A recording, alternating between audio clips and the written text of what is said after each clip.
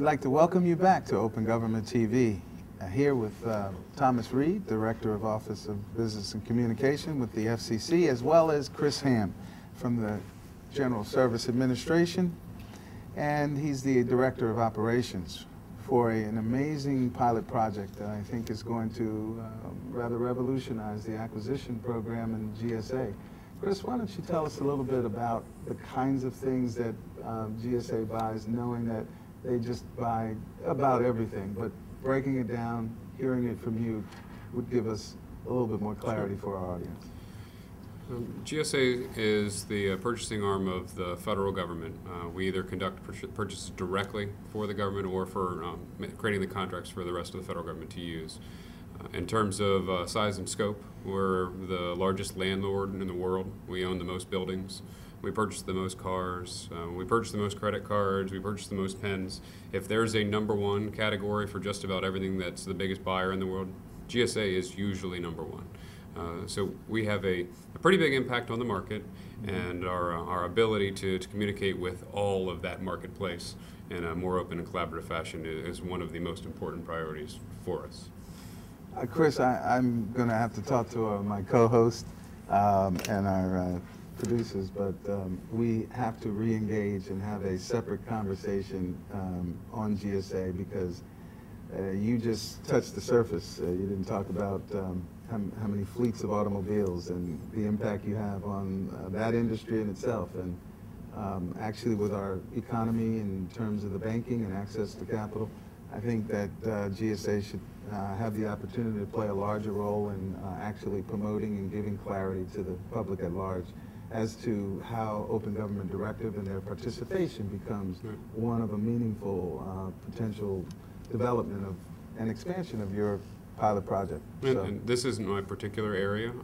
I work mostly on doing IT contracts, but I do know as part of the stimulus response, GSA was able to stand up a factory that one of the automakers was going to close, and then immediately increase production and deliver those vehicles with all the stimulus money, so directly saving jobs. So I do know that there's a significant amount of information out there. It's just not in my particular area. So yes, there's a lot more from GSA that we could get in one of these panels. And through Open Government Directive, this information is made available to an increasingly sizable stakeholder base, right?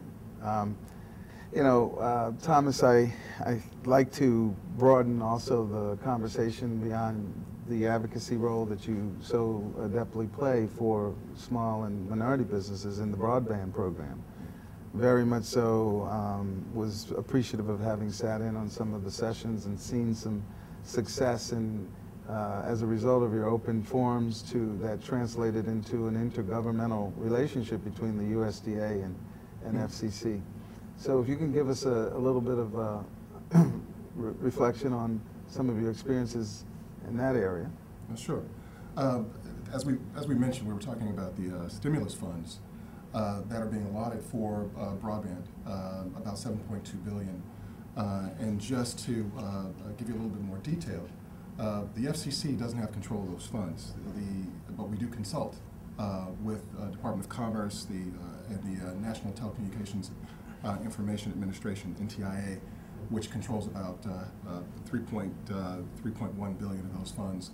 Department of Agriculture controls the other half of those funds. The first round of applications for the first amount of those funds came out sometime in the fall. NTIA and RUS are engaged on those applications to determine who's going to get those funds for the various projects that have been approved. Now that process is that's one application for transparency. Who's getting those the grants? How are they getting them? What are the market factors that are being weighed, and the individual companies that are receiving those grant monies?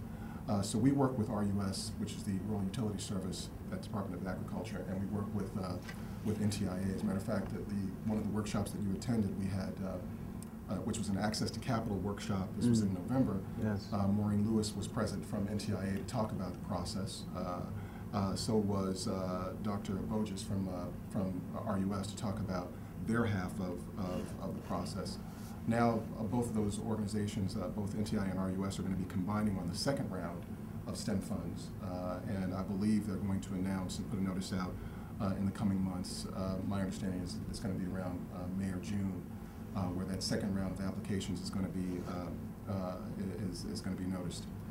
Okay. So that's again, our job is to make sure that small and diverse companies that are interested in participating in that effort get the information that they need in order to have viable applications. Real to the point question with about a minute left. Thomas, what do you see as the greatest challenges for open government at this season of its evolution? Chris, I'll ask you the same. I think one of the greatest challenges is going to be, we are opening up, and we are opening up to receive information and comment from the public. Outside of our notice and rulemaking process, is the information that we receive in terms of comments from the public engagement from the public, is it going to be wide and shallow?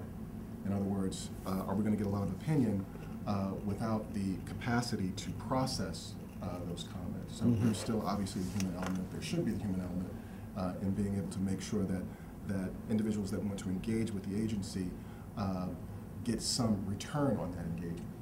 Otherwise, it becomes a lot of noise. I see that personally as a challenge. Okay.